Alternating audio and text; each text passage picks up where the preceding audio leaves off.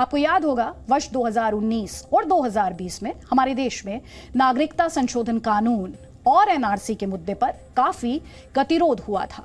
उस समय सीए कानून के खिलाफ दिल्ली के शाहीन बाग में 100 से ज्यादा दिनों तक आंदोलन चला था।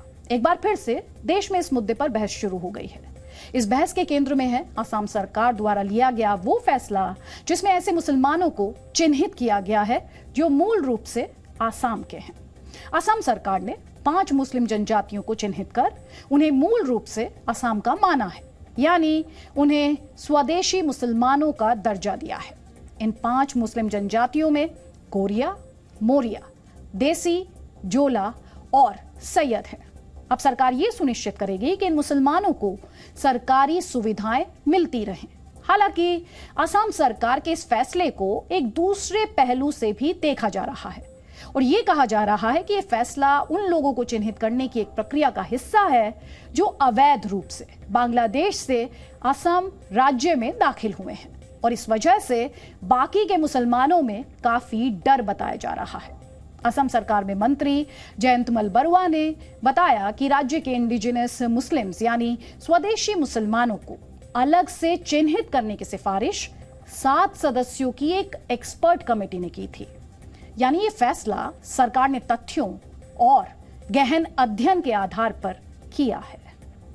हम लोग बहुत सारे ऐसा स्कीम या ऐसा बहुत कुछ गवर्नमेंट ने करने जा रहा है जो असमीज इंडिजिनस मुस्लिम के लिए, क्योंकि उसके लिए पहले भी एक फंड दिया था। उस फंड का बेनिफिशियरी कौन होगा, कौन कौन लोगों को मिलेगा, तो इसलिए तो उसका डेफिनेशन होना पड़ेगा। इसलिए ये डेफिनेशन लाया गया है जो इंडिजिनस असमीज मुस्लिम यही कम्युनिटी है। वर्ष 2011 की जनगणना के मुताबिक लक्षद्वीप और जम्मू कश्मीर के बाद भारत में सबसे ज्यादा मुस्लिम आबादी असम में है। असम की कुल आबादी 3 करोड़ 12 लाख है, जिसमें से मुस्लिम आबादी 34% है। अगर संख्या में कहें तो असम की कुल आबादी में 1 करोड़ 7 लाख मुसलमान हैं।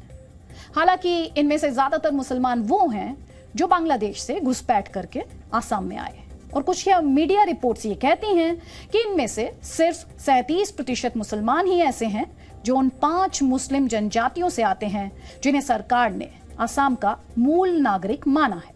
37% का मतलब हुआ लगभग 40 लाख मुसलमान। असम में मुसलमानों की आबादी ज्यादा होने की वजह से वहां की राजनीति में मुस्लिम वोट बैंक का भी बहुत अहम रोल है।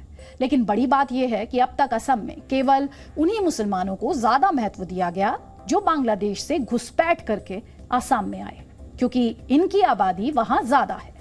जबकि जो मुसलमान मूल रूप से असम के हैं उन्हें ज्यादा महत्व नहीं दिया गया।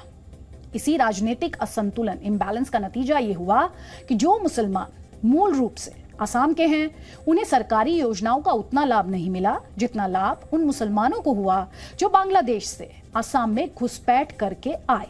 और इसी वजह से मुसलमानों का ये वर्ग पिछले 2 दशकों से ये मांग कर रहा था कि सरकार उन्हें मूल रूप से असम का नागरिक माने और उन्हें एक अलग पहचान दे ताकि उन्हें सरकारी योजनाओं का लाभ मिल सके और उनके साथ हो रहा भेदभाव खत्म हो सके।